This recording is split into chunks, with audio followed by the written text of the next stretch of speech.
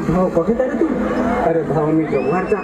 अगं काय सांगशील लावणीचे उद्देश ना नख्खावरची भांडण झाला ना बायको तो माझा पण ना तर आलो मी बायको ते स्वतःवर ना येता येता विक्रमगडला आलो ना एक बाईने मारला डोला मावर ना भांडण झाला मावरच सांगता तू पडलो का नाही ते डोहत आलो तर दारूची ठेवून ना बारा गावा हिंडून ना बायको आले